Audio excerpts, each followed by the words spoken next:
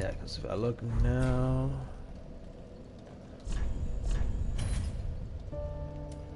yeah, there's nothing here.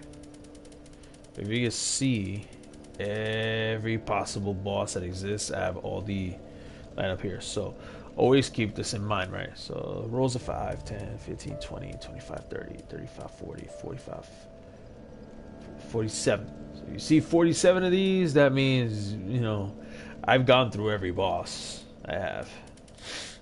I think just as a summary for everything we've been through in this game, I think it's only right to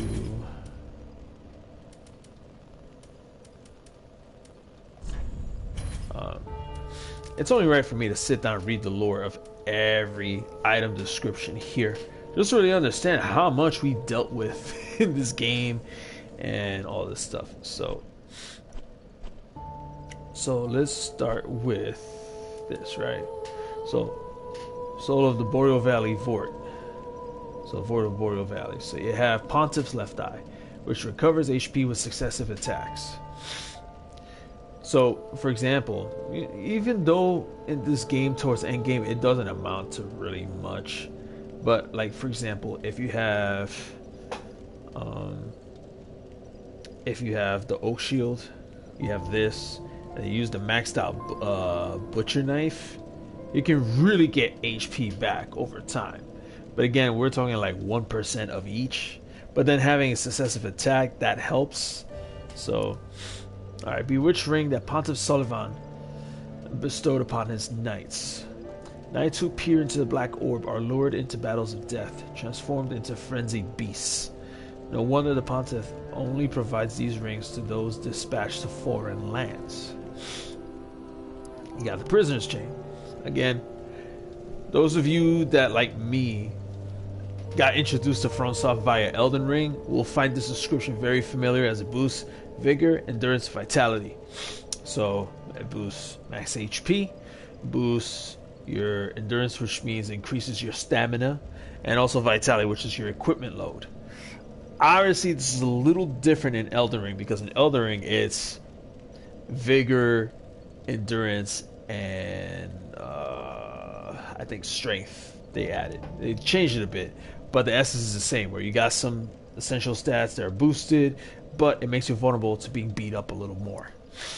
A portion of a steel chain used to restrain Gundyr. Of course, we got this from Champion Gundyr. Gain vigor, endurance, vitality, but take extra damage. A prisoner is one who staked everything on a belief, a proclivity most apparent in the greatest of champions.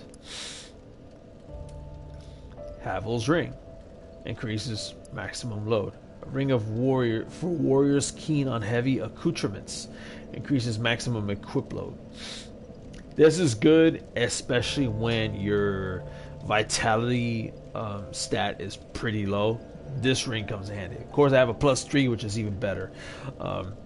In cases any of this looks familiar to you, there's that item that you get if you do Nefelilu's questline in Elden Ring that's very similar to Havel's ring, and it's a callback to this. Although the way it's arranged together, it looks similar to a Berserk reference. But then again, this is FromSoft. Berserk is inevitable in references. This ring was named after Havel the Rock, the battlefield compatriot of Gwyn the First Lord.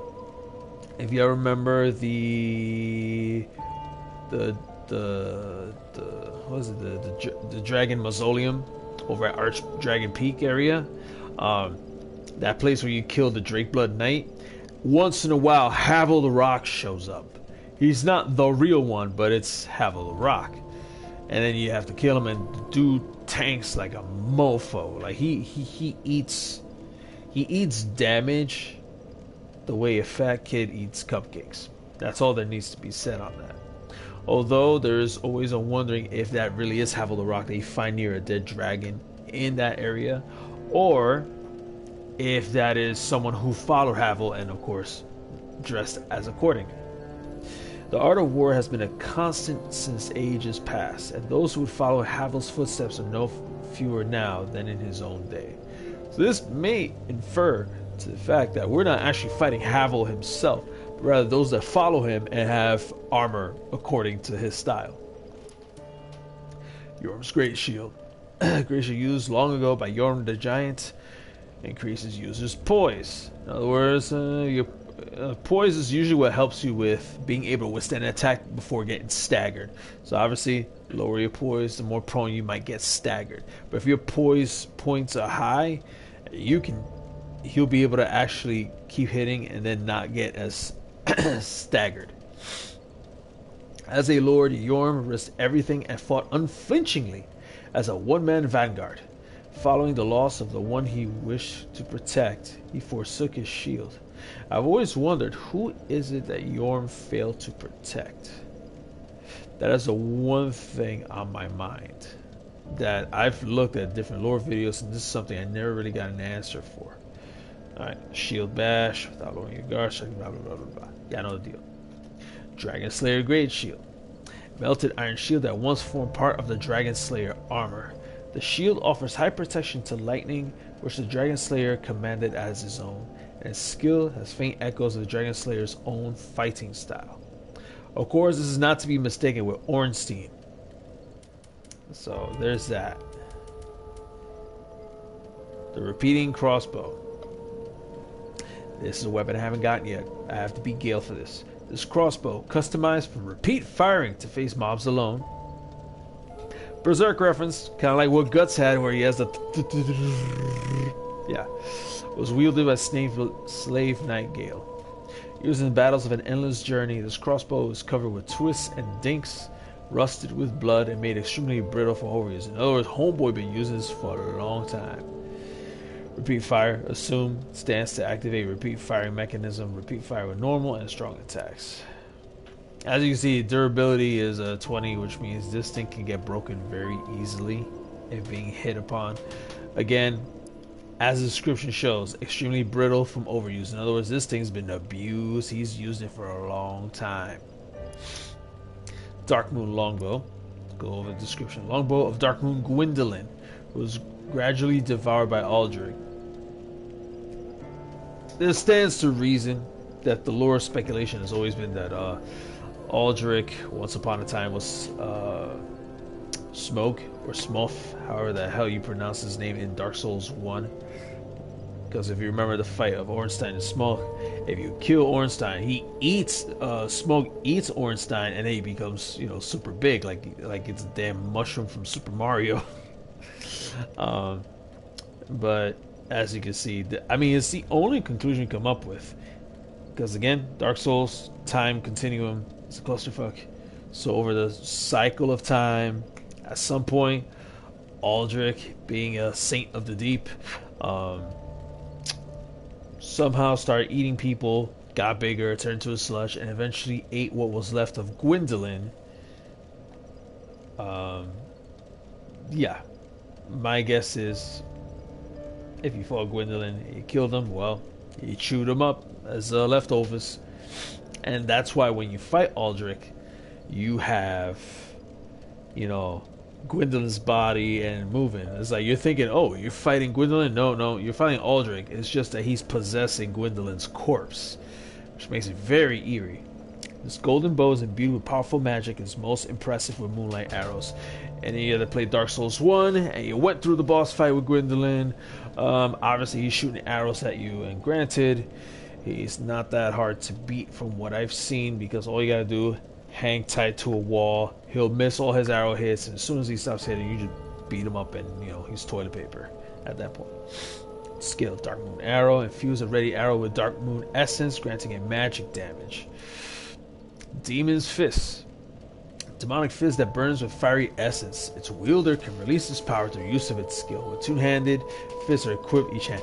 I love this thing. I almost feel like it's a callback to Devil May Cry, in a way. Because if you play Devil May Cry 3, I believe, or whatchamacallit, young Dante is able to use these demon fists called Cerberus and really like cause some serious damage. It's a very cool weapon here.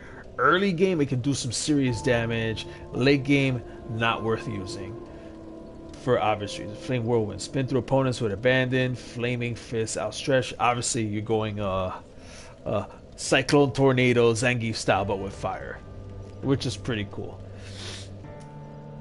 Rosa Ariandel went through before flail used by the father of the painted world to shred his own skin, producing blood to appease the flame, similar to this girl from Berserk, from the Conviction arc, where she would flail herself as some form of resisting her temptations and urges to please her god, which is, you know, this little snake thing wrapped around what looks like a falcon type of thing.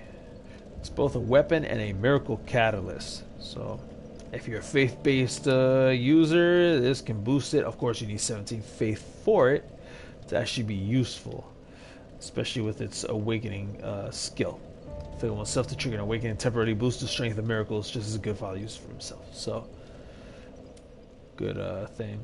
Frida's great scythe, wielded by Sister Frida, with a curved blade thinly coated by the painted world frost that easily breaks the guards of shields. So if you want to break through shields, man, this guy will do it, and you can probably proc frostbite along with it. So that's always fun. And painting the scythe is a symbol of a long-lost home, possibly explaining Elfride's preference for it. And as we know, she's one of the three sisters of Londor. And she was also supposed to be who we are. The unkindled one, as meant to link the first flame, but upon realizing the bullshit, she abandoned it all and went away to the painted world with her dad. And then, of course, her dad, Ariandel, forsook the flame. So that's something to think about. Frida's stance, conjure a magic blade, support scythe. So kind of like an After Effects scythe extra, which she was brutal with, for real. Again, Miyazaki didn't grow up with video games at home. So a lot of this stuff, although for us, we can think of older games, this was not on his mind when he created Dark Souls. So that's something to think about when you look at some of these weapon skills and you're thinking, oh, you must have gotten that idea from Mega Man or Super Mario.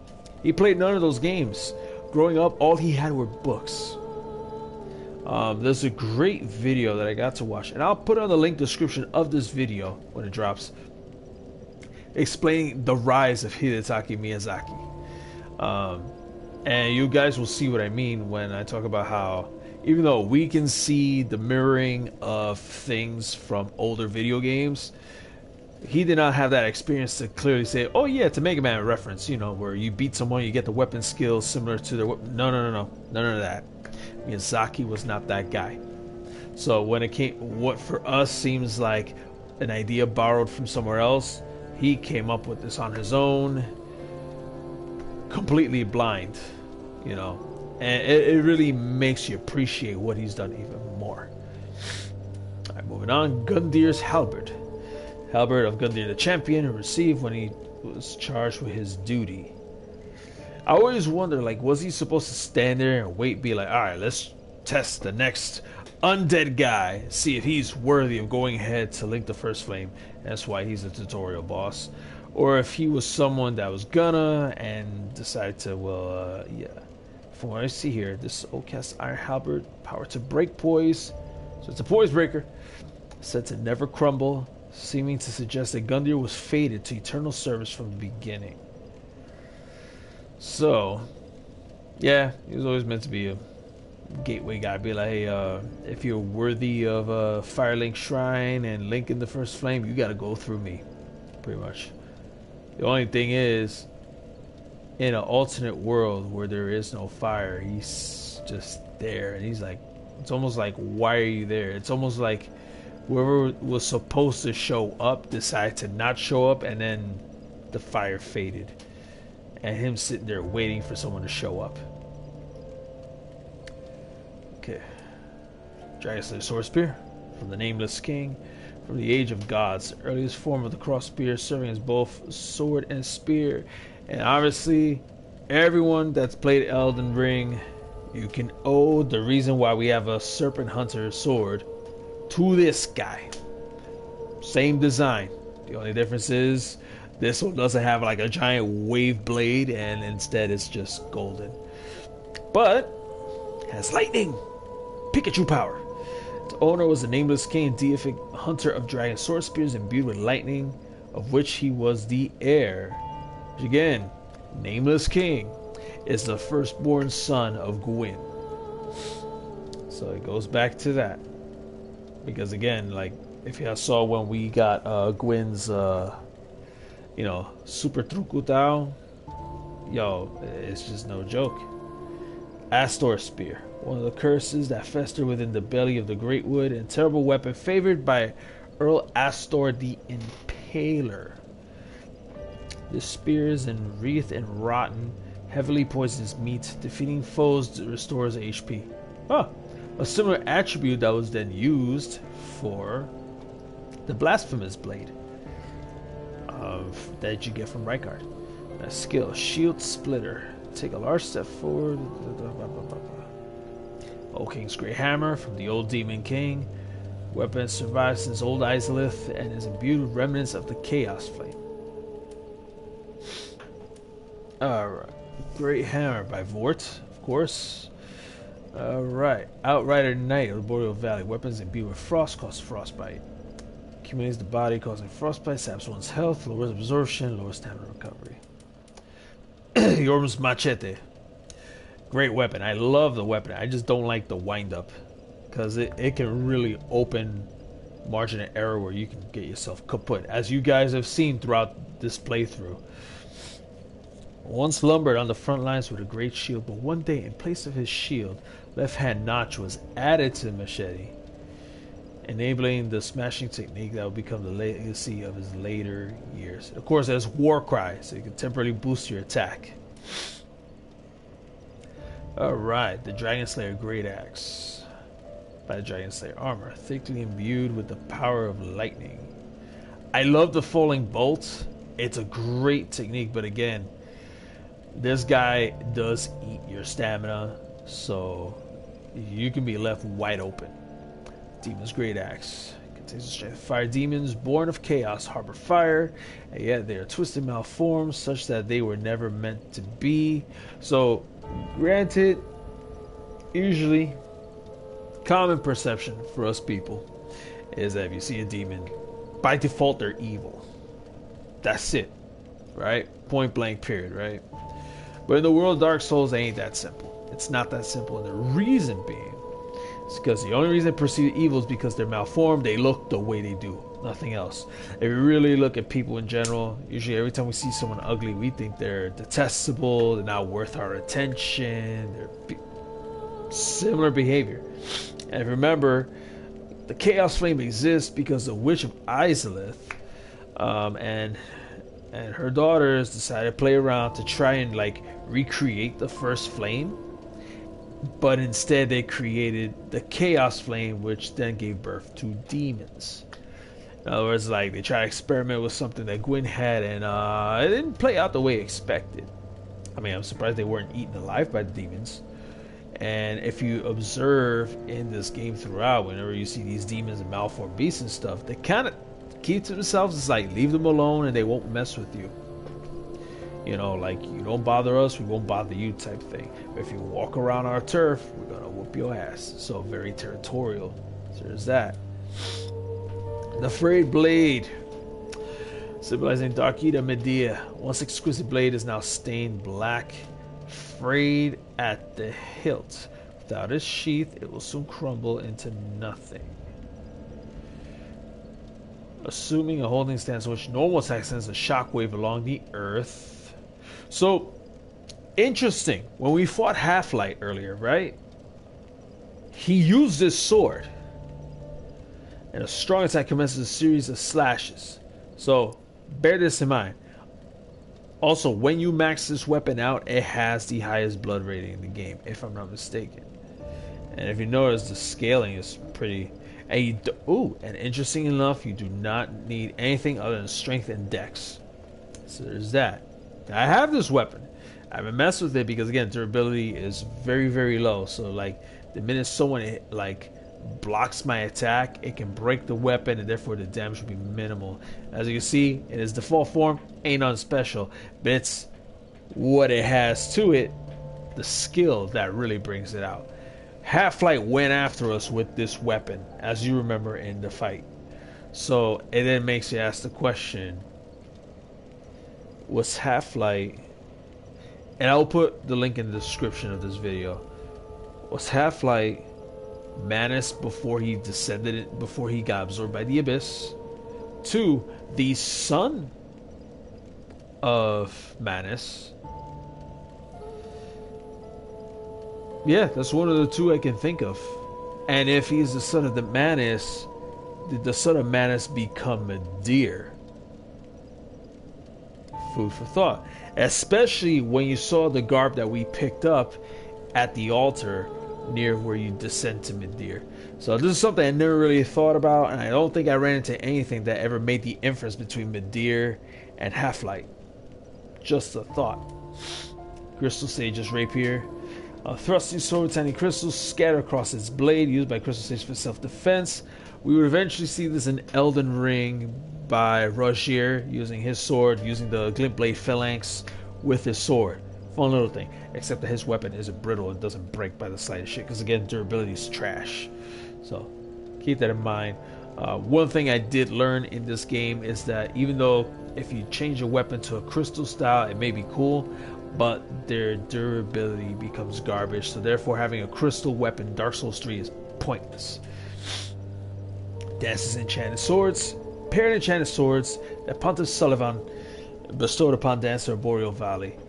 Blade symbolic of Dancer's vows, enchanted by dark in the right hand, fire on the left. Again, the whole night in flame shebang. Dancer's grace. Obviously, as you saw when we fought her before in a previous video, she does like winds up like 8 attacks. On the 9th slows down, as well as the 10th. So similar to a pattern we would see with Millennia in Elden Ring with her waterfowl dance, although her pattern is a little different. Got the demon scar, chaotic thing, last flame, kindled by the demon prince, shaped like the claw marks of a demon. Right. So got chaos flame going on. Storm curved sword, which was, I like how this sword looks similar to the one you start with if you play, I think, as a warrior in Elden Ring. Like that water curved sword type thing. So the curvature is very similar here. By the strength of the Storm Drake, Nameless King, ally of the ancient dragons, fought alongside Storm Drake in countless battles. When the great beast fell, the king claimed his soul, as was the custom in the age of the gods. So we can see there's some elements borrowed from Nameless King that was applied to Godwyn. And of course, when you got Gwyn in the name Godwyn, doesn't do us much favors in terms of what we should kind of expect in Shadow of the Earth Tree. Just saying. I got a tornado move. I never got to mess around with this. And the crazy thing is, I have this weapon. I have the stats for it. You know what? That would be fun to try out. They have the Fire and Great Sword. It's unique because it's almost like a trick weapon, similar to Bloodborne, which I think is pretty cool because you got like a dagger in one hand and the sword itself on the other. So, utilizes a wedge in the left hand while the Great Sword is held on the right. Technique synonymous with the Undead Legion. Confounds foes in manner of wolves hunting prey. Then you got the Lorien Sword. Before we did the fuse. So, Lorien, Lothric's older brother, cast in smoldering molten steel stained black. Before Lorien embraced his brother's curse, he was a knight who single-handedly slayed the demon prince, but the victory eternally scorched his sword with flame. Then you got the Profane Sword, which I got from Sulyvahn. Right, a young sorcerer, he discovered the profane capital and unfading flame below a distant tundra of Irithyll, and burning ambition took root within him, which is why it has been theorized that in the fall of Gwendolyn, Pontiff Sulyvahn took over, which is why we ended up fighting Sulyvahn where we did. But then in the wake of it all, Gwendolyn's body taken over by Aldrich, and well, we know how that played out. Gale's Greatsword. Again, I'm kind of reading ahead of the fight, but I might as well just share the lore with you.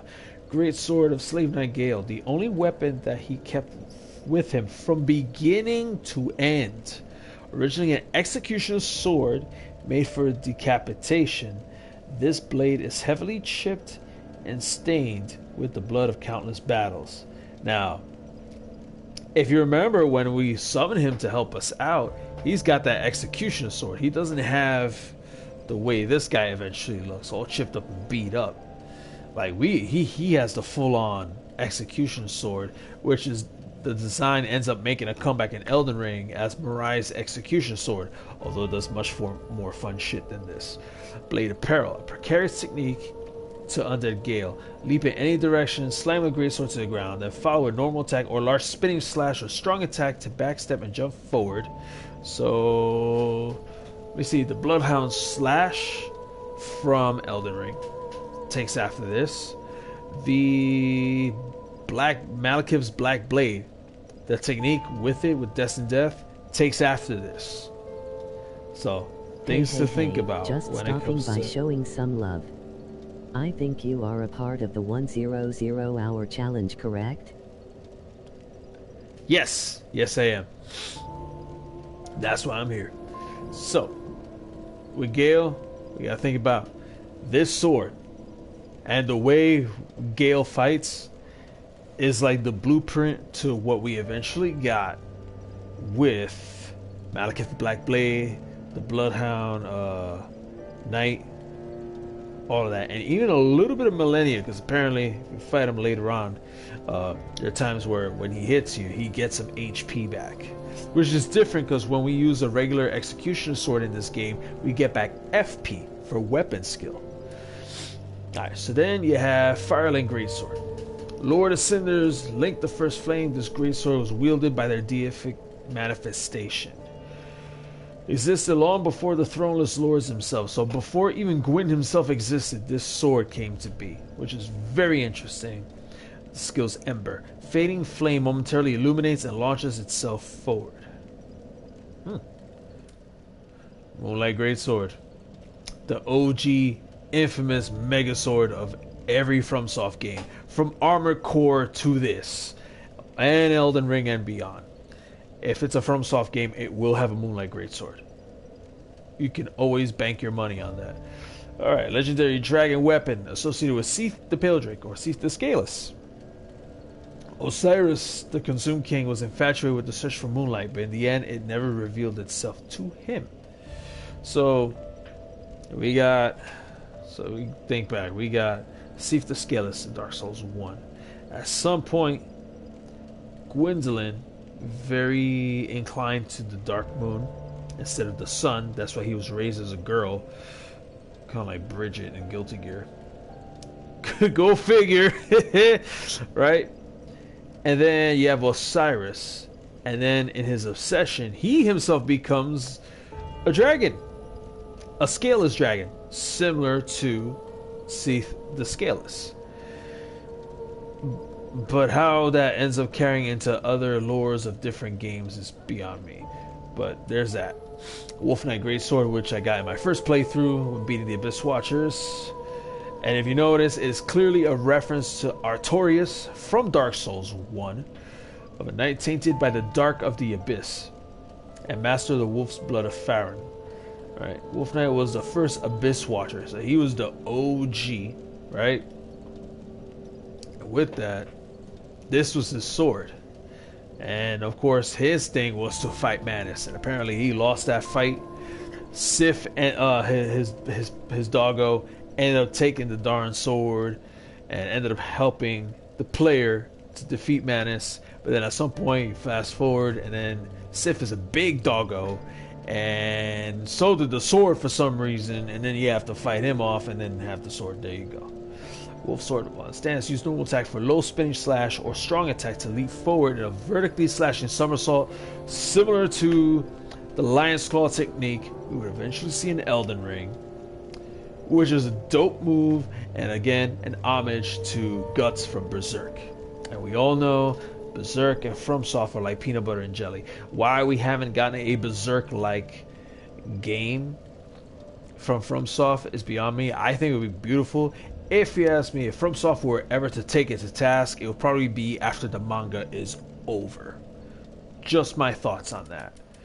Then we have the Great Sword of Judgment, ceremonial sword by Sulyvahn, representing judgment of the moon, but with magic far closer to sorcery than existing lunar power. Right. Let's say I have that. Mitt for lunging thrust or strong attack to mitt a side sweeping wave. A wave similar to the Dark Moon Greatsword. Walnir's Holy Sword, which I've never bothered with because, again, faith-based initiative involved. And even though, as Wrath of the Gods, which is a dope move, mitt powerful shockwave similar to the Waves of Darkness that you can get from fighting that jackass in Ronnie's questline. Forgot his name already. Great weapon skill, great Asher War to use, but similar. Holy Sword, roared by the Abyss. When Walnir fell to the Abyss, he was gripped by the fear of true darkness and pleaded to the gods for the first time. So we have a trend here in Dark Souls 3 where you got guys, or in Dark Souls trilogy in general, they get curious about humanity and the true Dark Soul, and they end up being chewed up and become something that they shouldn't be. Or they end up being obsessed with something they really shouldn't tamper with and end up being consumed by it. So for example, Artorias went after Manus. What happened? He got tainted by the Abyss. Osiris got fiddling around with dragon stuff and Dark Moon sorcery. And what happened? He became a scaleless dragon just like Seath. And then Walnir, he got obsessed, and well, he became kind of like Nito from Dark Souls 1, who would basically be kind of like the blueprint for what we hopefully get from Godwyn in Shadow of the Erdtree. Who knows? Hollow Slayer Greatsword. Used for a lifetime by a masked knight, harbors the fears that lurk within the minds of Hollows and is particularly effective against them. Bestowed to proper Mira Knight long ago, two-hand to execute special sword techniques, while in stance, normal to break a foe's guard, or strong attacks to slash upwards with a forward lunge. So, and this weapon, I have it maxed out because it is unique to the fight with Slave Knight Gale. You get, and then if you raise your luck stat, I believe it increases the bonus damage with this. So that's something to think about. Lothric's Holy Sword, which, you know, I already took. As you can see, Sacred Lothric Light. Alright, assume stance and imbue sword with Sacred Light. Use strong attack to release light together with great stuff. So this was obviously requires, and again, like I've mentioned in the past, it looks a lot like the Sacred Relic Sword that we would eventually see in Elden Ring, which is an endgame weapon after you beat the Elden Beast. They must have taken the inspiration from this idea, because if you notice the shape, it's similar to like the skeleton body and the neck, and then, you know, you got the golden hue in the bottom. Cleric's Candlestick.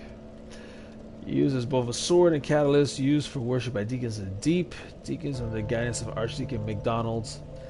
Clergymen, sorcerers can provide a temporary source of light, which reveals additional guidance. If you have the faith stats for it, you can do that, but honestly, I mean, that easier than walking around with a torch, I'll tell you that. Life on Scythe, again, Miracle of Aldrich. Dreamt as he slowly devoured the god of the dark moon. This dream he perceived the form of a young pale girl in hiding. Of course, the closest thing we can think of with this is Priscilla from Dark Souls 1. Miracle of the Nameless King, allied to the ancient dragons. Once the slayer of dragons, former king Wargod tamed a storm drake, of which he led a lifetime of battle. This miracle is likely a tale of their bond. The Sunlight Spear, again, Gwyn's Sting. Tales of Gwyn's Archdragon hunts describe the inception of the Age of Fire. Of course, everyone that's seen the opening clip of Dark Souls 1, you see him whip out this giant lightning bolt like he's freaking Zeus, knocks the damn dragon, bashes their darn head in half with the damn bolt, and you see the dragon just crumble down below. And yeah, for reasons. Soothing Sunlight. Special miracle granted to the maidens of the Princess of Sunlight. This goes back to Guinevere. Yep. And if anyone's played Dark Souls 1, and then you see the Filianori thing we just saw, there's that reference of an illusion being kept, but once you approach the thing that holds the illusion, it all crumbles. Black Serpent, pyromancy discovered from the abyss by Walnir that inspired the black arts of the Grave Wardens. Release undulating black flames that trace the ground. Of course, what I love about the fact that we started Black Flames here, and Elden Ring just took it to the next level, which I really love. Boulder Heave, again, something Elden Ring took from this game and brought it to damn awesome perfection, you know, thanks to Garank. Then you have Seething Chaos, the last flame lit by the Demon Prince. Now, this is a little strange, because this is that other burning thing that we looked at earlier. Demon Scar, the last flame kindled. But then here, last flame lit. Which is it, folks? Last flame lit by a Demon Prince. This pyromancy hurls a clump of chaos. Of course, you look at this, and then the Fire Giant's flame, you know, the one you get when you beat the Fire Giant. Kind of similar. Although, to be fair, this guy is garbage compared to when you use it in Elden Ring. Elden Ring, it does wild-ass damage. Upon impact, clump of chaos sees wildly, condenses briefly, and then explodes violently. Like I said in a previous video, it's like a really nasty fart, if you ask me. And you have Chaos Bed Vestiges, similar to the Flame of the Fell God that you would see in Elden Ring. So again, there's a lot of things in Elden Ring that take a lot of inspiration from Bloodborne and the Dark Souls trilogy. You can't separate it, you know. And the only Sekiro references you truly see in Elden Ring are the samurai swords, which of course we see some of it here any damn way. Traces a tumultuous seedbed that birthed the beings known as demons. Hurls chaos flame that scorches vicinity. Demons born from fire bore its smoldering essence and perish soon after. Man shares his rapport with the flames to this day. There you have the Deep Soul, sorcery of Archdeacon Royce and his deacons, said to have been imparted to them by McDonald's of the Boreal Valley. Fire's Dark Soul Dregs, shooting Dark Soul Blasts. So dark energy, blah blah blah blah blah blah blah. You need some intelligence to make it happen. So in other words, if your brain is small, you can't use it. Old Moonlight. So Moonlight Greatsword, but used by virtue of a sorcery of an old sword found deep within Midir. This sorcery uses souls to grant form to the thought and attack with it. Although named after the moonlight, it is slightly different than the one fashioned of the Pildrake Seath. Perhaps it is rooted in an older memory not long after the beginning. Then you have White Dragon Breath from Osiris, Right Crystal Breath with Ice. Of course, strike a core with old Big Hat, you know, Big Hat Logan. So again, this goes back to Seath, Old Man Logan, Big Hat Logan. You got Gwendolyn, you got freaking Osiris, so on and so forth. Then the Crystal Hill, also by the Crystal Sages. Yeah. In order to train the Sorcerers of Faerun. Interesting enough. So everyone that tuned in, trust and believe we will be back, because the next goal is Midir. We want to conquer Midir, and I know it's gonna be hell. And the funny thing is, I'll bring this up now. I remember saying in the first episode, do not ask me to fight Midir. It's not happening. But my best friend, despite the fact him saying don't ever ask me to do it again, in typical sadomasochistic manner, we're gonna challenge Midir. We're gonna go for it, and of course we're gonna put down Gale. And then from there, after we get that done, we will go ahead and show you 2 of the 3 endings of this game. Because obviously, once you've already gone hollow, you can kiss the vanilla ending goodbye. And if you've seen how I feel about this, the hell with the vanilla ending. I am not pro-Gwyn in any way, shape, or form. I believe in the natural order of seasons. I believe there's a time for summer to end and winter to begin.